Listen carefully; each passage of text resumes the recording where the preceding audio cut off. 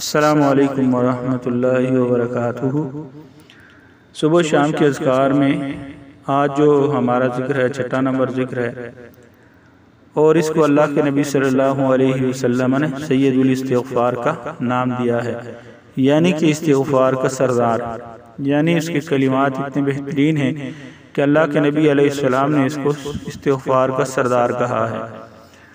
سیدنا شداد بن اوس رضی اللہ تعالیٰ عنہ فرماتے ہیں کہ اللہ کے نبی صلی اللہ علیہ وسلم نے فرمایا ہے کہ جس نے اس دعا کے الفاظ پر یقین رکھتے ہوئے اس کو اگر صبح کے وقت ایک مرتبہ پڑھ لیا اور شام ہونے سے پہلے اگر وہ فوت ہو گیا تو وہ شخص جنتی ہے، اور اسی طرح اگر کسی شخص نے اس دعا کے الفاظ پر یقین رکھتے ہوئے اس کو رات کے اندر پڑھ لیا، یعنی شام کے اذکار میں پڑھ لیا، اور وہ شخص رات کو صبح ہونے سے پہلے فوت ہو جاتا ہے تو وہ شخص جنتی ہے۔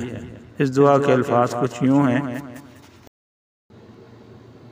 اللهم أنت ربي لا إله إلا أنت خلقتني وأنا عبدك وأنا على عهدك ووعدك ما استطعت أعوذ بك من شر ما صنعت أبوء لك بنعمتك علي وأبوء لك بذنبي فاغفر لي فإنه لا يغفر الذنوب إلا أنت اللهم أنت ربي لا إله إلا أنت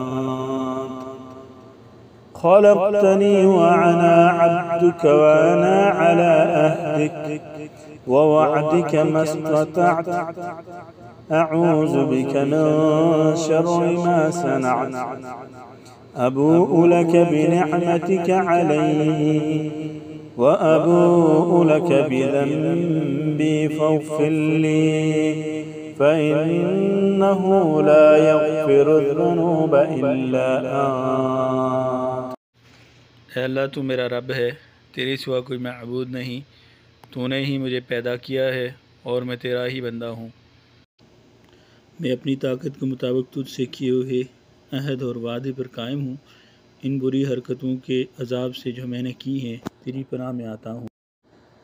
مجھ پر نعمتیں تیری ہیں، اس کا اقرار کرتا ہوں۔ میری مغفرت کر دے کہ تیرے سوا اور کوئی بھی گناہ نہیں معاف کرتا۔